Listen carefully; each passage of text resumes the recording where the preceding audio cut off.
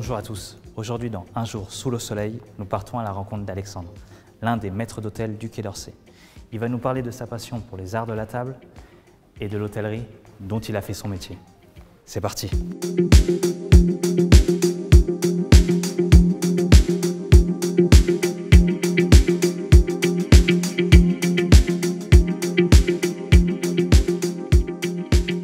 Je suis Alexandre Sergent, j'ai 42 ans, je suis le père de 3 enfants et j'exerce mes fonctions au Quai d'Orsay depuis 2006. Alexandre, bonjour. Bonjour Dylan. Merci de nous accueillir dans ces lieux mythiques, remplis d'histoire. Notamment ici, dans le Salon des Beauvais, qui est pour moi l'un des plus beaux salons.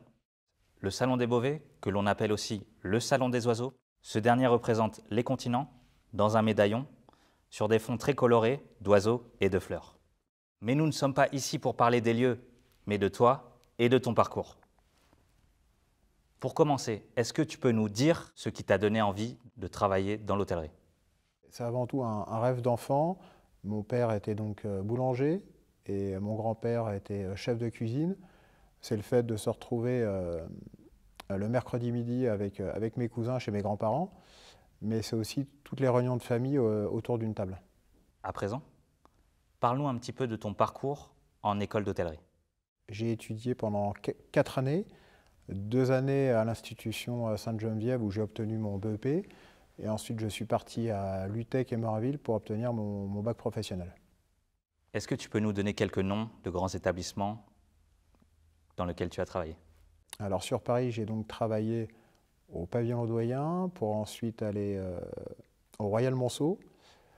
J'ai accepté des missions d'Estra au Georges V et au Relais Louis XIII pour ensuite être embauché au ministère de l'Éducation nationale.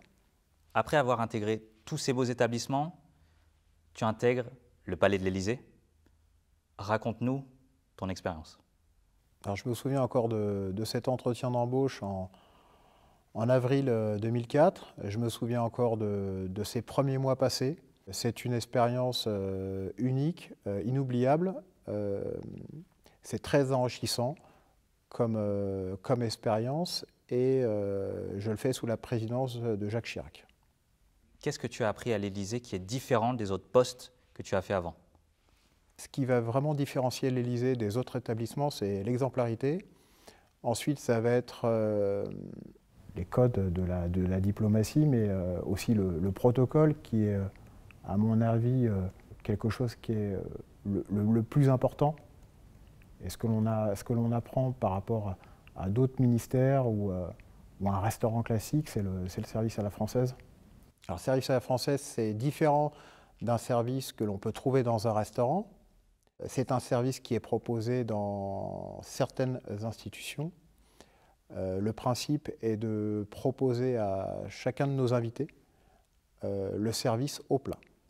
C'est-à-dire que le premier maître d'hôtel remet donc les couverts et les invités se servent.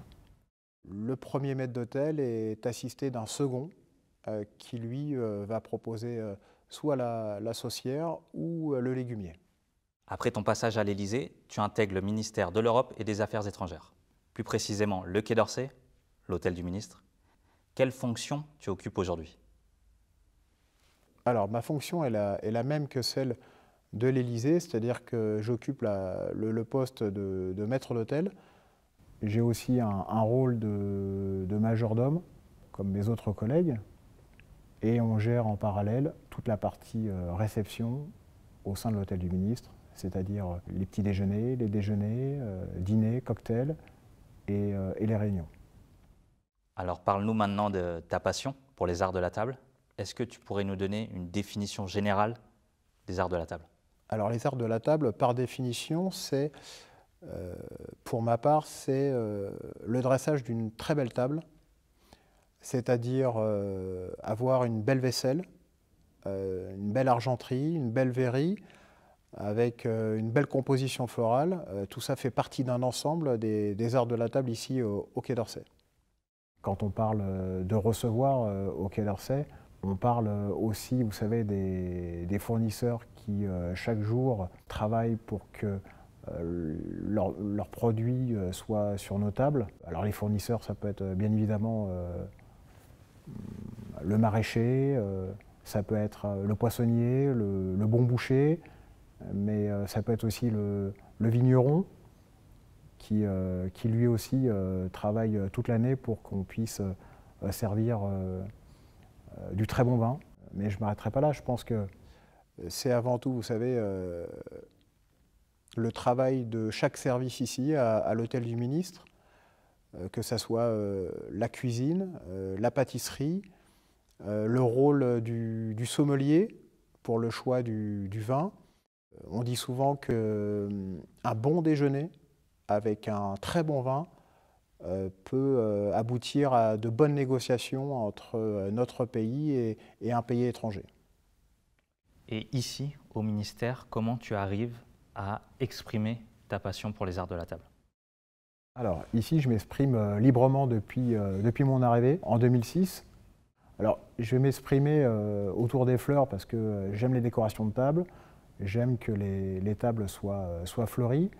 J'ai déjà eu dans le passé l'occasion de faire un stage à l'Assemblée nationale pour m'expérimenter et puis pour apprendre davantage dans le milieu de la fleur. Et ça a été une énorme chance de pouvoir travailler à côté des fleuristes de l'Assemblée. C'est ce qui m'a permis aujourd'hui de pouvoir m'exprimer au sein de l'hôtel du ministre pour des décorations de table. Pour terminer, est-ce que tu aurais un conseil à donner à tous ces jeunes qui vont intégrer des hôtels, des restaurants, des palaces?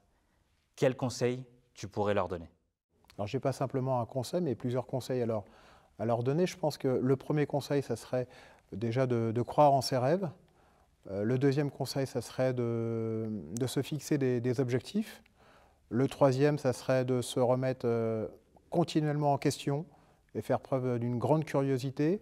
Et puis le quatrième, c'est de pouvoir s'épanouir tout au long de sa carrière. Et ça, c'est les clés de la réussite. Alexandre, merci beaucoup d'être venu dans cette émission.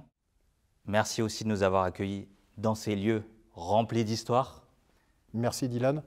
J'espère à bientôt. À bientôt.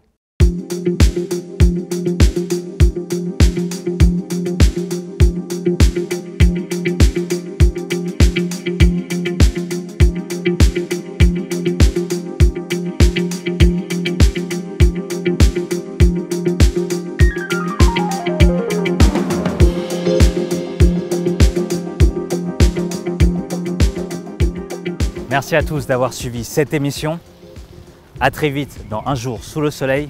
En attendant, prenez soin de vous. Je vous embrasse très fort. Ciao.